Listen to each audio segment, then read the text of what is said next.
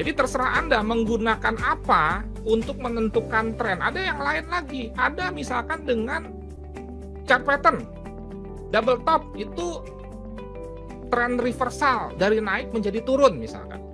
Boleh, ada cara dengan menggunakan pola candle, bullish engulfing, itu juga menggambarkan mengenai tren bullish.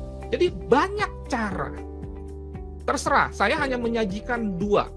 Kemudian support and resistance pun, kalau di atas namanya resistance, kemudian kalau di bawah namanya support, ada 7 metode saya catat. Yang terbaru saya temukan, range harga itu juga adalah support and resistance loh. Anda harus tahu bahwa range harian gold itu 200 pip. Rata-rata loh. Pasti nggak 200 pip. Namanya juga rata-rata. Belajar statistik. Apa yang dimaksud dengan rata-rata? Kalau nilai ulangan rata-rata suatu kelas 7, bukan berarti semua 7 dong. Ada yang 6, ada yang 8. Jadi, kalau kita bicara harian gold itu 200, bisa saja hari ini 210. Besok 190. Tetapi, ditemukanlah rata-rata 200 pip. Jadi, misalkan dia naik, sudah memenuhi range-nya 200 pip, 210 pip, ada kemungkinan dia balik. Itu berarti resisten.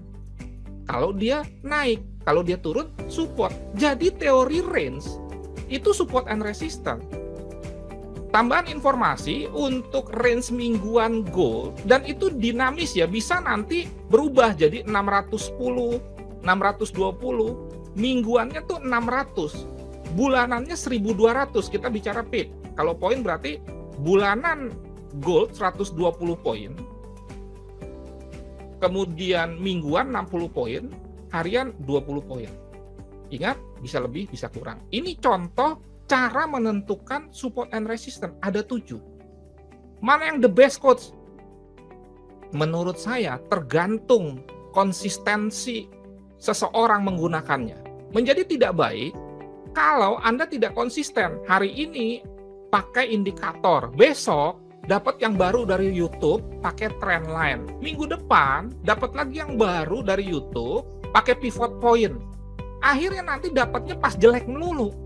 Makanya setting dulu dari awal. Anda mau menggunakan metode support and resistance yang mana nih? Uji. Kalau misalkan hasilnya kurang baik, jangan klaim langsung jelek. Ada sesuatu di saya nggak yang salah di dalam penerapan atau implementasinya?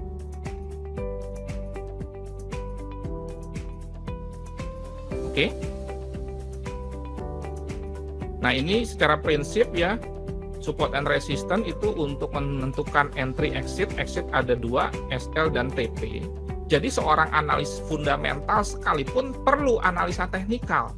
Kenapa? Kalau enggak nanti dia bingung entry-nya di mana.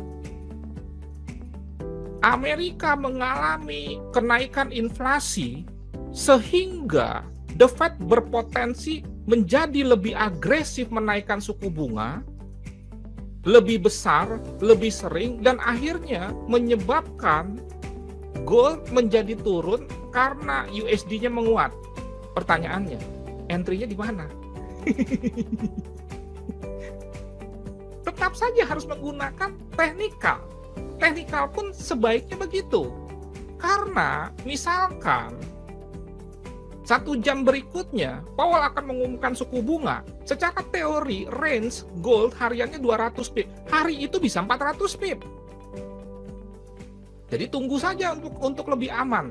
Tetapi apakah harus seperti itu? Enggak. Anda bisa mendahului news, tapi input SL. Supaya kalau salah tidak berdarah-darah dalam tanda kutip. Oke, ini konsep breakout ya. Closing candle-nya. Kemudian nanti ada 2 aliran, begitu terjadi breakout, dia langsung entry. Tetapi ada juga aliran yang seperti ini. Saya pakai ini, misalkan trennya turun, terjadi breakout di sini, saya nggak langsung entry, tetapi menunggu koreksi, baru saya namanya nawar, follow the trend by bidding. Mengikuti tren tapi nawar. Trennya turun, ke depan kita beranggapan akan turun, tetapi saya nggak mau sell sekarang, saya tunggu naik. Kebalikannya juga begitu, trennya naik, Kemudian saya tunggu dia turun.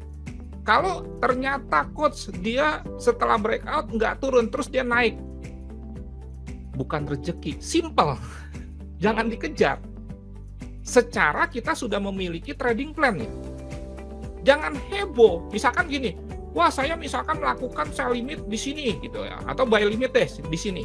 Ternyata dia naik terus. Wah teman-teman udah pada entry buy nih, kita kayak cacing kepanasan. Wah nggak entry nih, nggak enak nih. Lah entry Anda berdasarkan apa? Berdasarkan kata-kata teman atau berdasarkan trading plan yang sudah Anda buat di mana? Kalau harga turun, Anda buy. Ini ternyata skenario yang terjadi, harga terus naik. Ya sudah, lakukan analisa ulang. Kalau Anda mau kejar di mana support berikutnya, sudah nggak ini lagi misalkan. Tapi bukan hal yang tidak mungkin harga kembali ke sini dulu. Karena biasanya dalam sebuah peristiwa breakout, biasanya tidak seterusnya, terjadi koreksi dulu.